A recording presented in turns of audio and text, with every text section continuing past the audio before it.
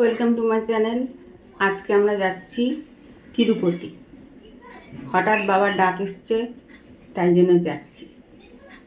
অনেক দিন ধরে ভাবছি যাব কিন্তু যেয়ে উঠতে পারছি না, কারণ বাবা ডাকিনি। তাই এবার বাবা ডাক এসছে, আমরা যাচ্ছি। চলুন আপনারাও যাবেন আমাদের সাথে। কি কি ঘুরবো দেখাবো আপনাদেরকে। এখন 9:30 বাজে। আমাদের ট্রেন হচ্ছে 10:50।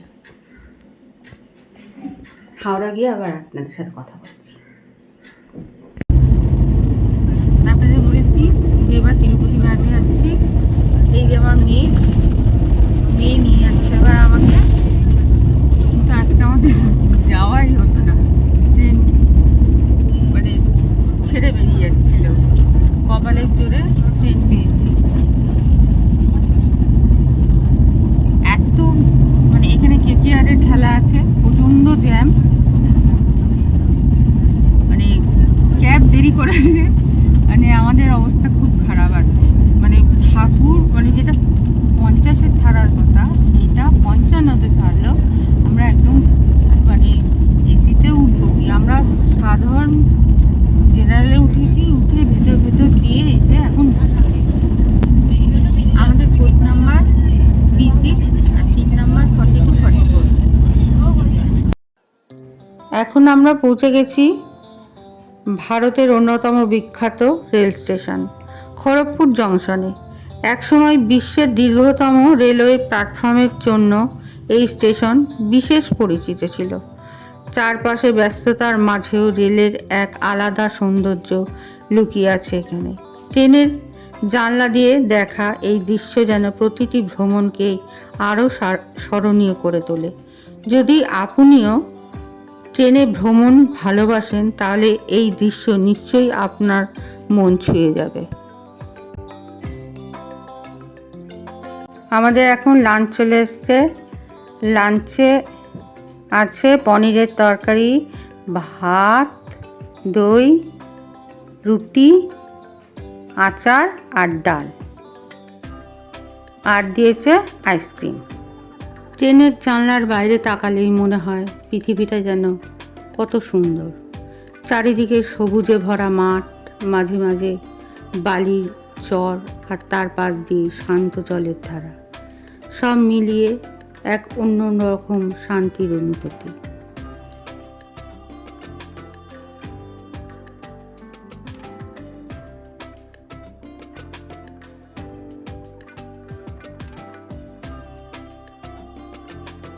আমাদের বিকেলে স্ন্যাক্স চলে এসছে। চিড়ে দিয়েছে, বাদাম দিয়েছে, চা দিয়েছে, অনেক কিছুই দিয়েছে। আমরা ভুবনেশ্বর পৌঁছে গেলাম। 14 মিনিট, এখন পর্যন্ত 14 মিনিট লেট করছে।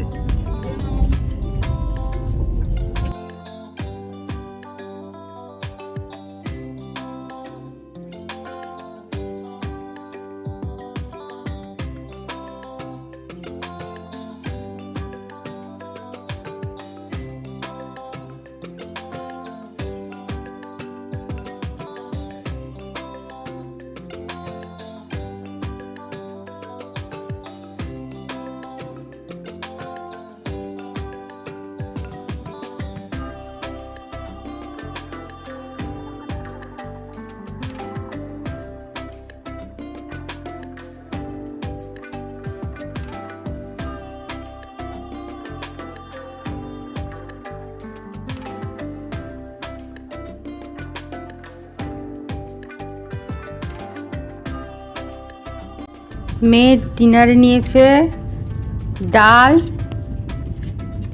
ডিমের কারি,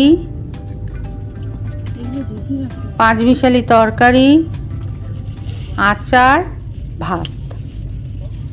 আর আমার ডিনারে এসছে ভাত, ডাল, পনিরের তরকারি আর একটা সবজি, 5 মিশালি সবজি, আর তার সাথে দই।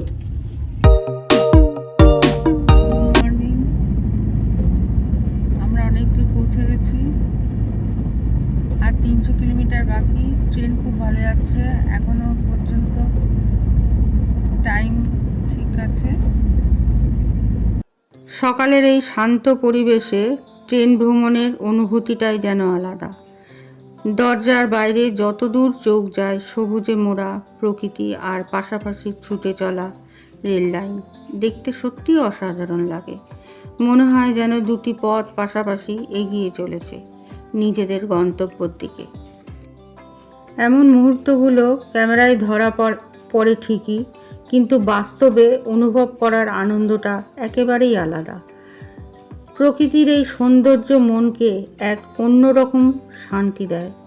এমন দৃশ্য দেখলে বারবার ট্রেনে করে বেড়াতে যেতে ইচ্ছে হয়।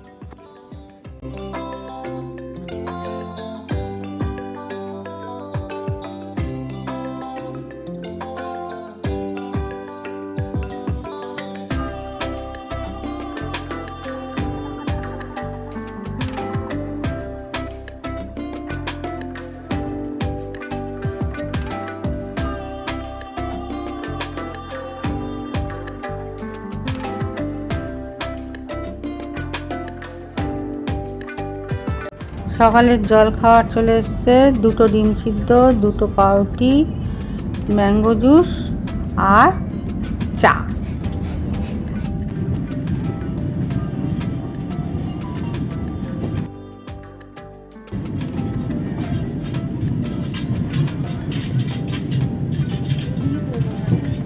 এদিকে পড়ছে স্টেশন? ডান দিকে পড়ে ন্যাচারালি, ভেরিকুটা ডান দিকেই পড়ে সবসময়। ডান দিকে না, ডান দিকে পড়ে। হ্যাঁ,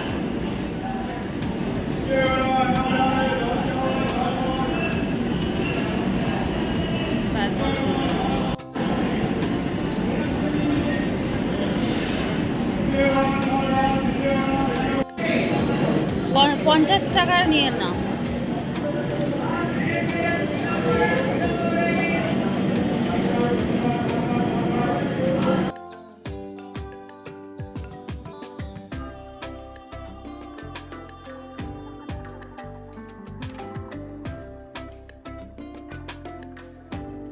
আমরা রেণুগুন্টা থেকে অটো করে তিরুপতি যাচ্ছি।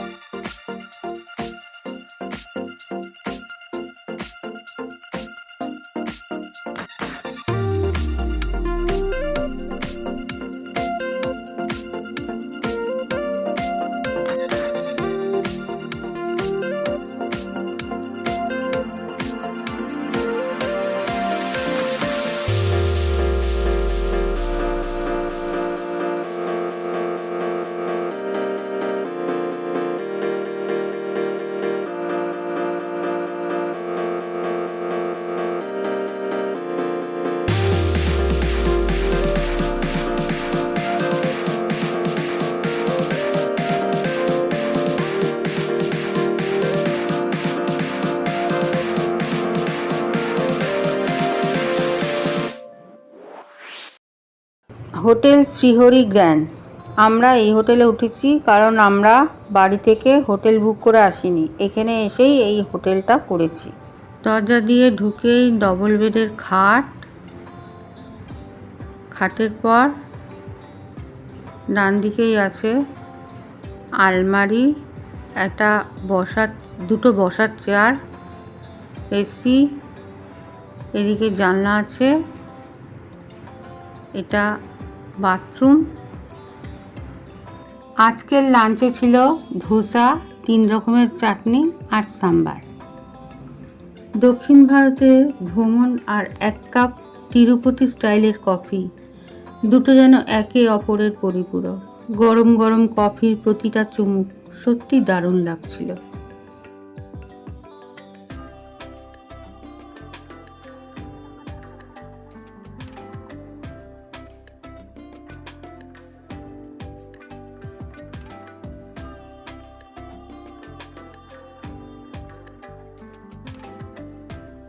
সন্ধ্যায় একটু হাঁটাহাঁটি করলাম আর শেষে মিষ্টির দোকান থেকে কিছু মিষ্টি খেয়ে দিনটা সুন্দরভাবে শেষ করলাম। আবার দেখা হবে আগামী ভিডিওতে। ভালো থাকবেন।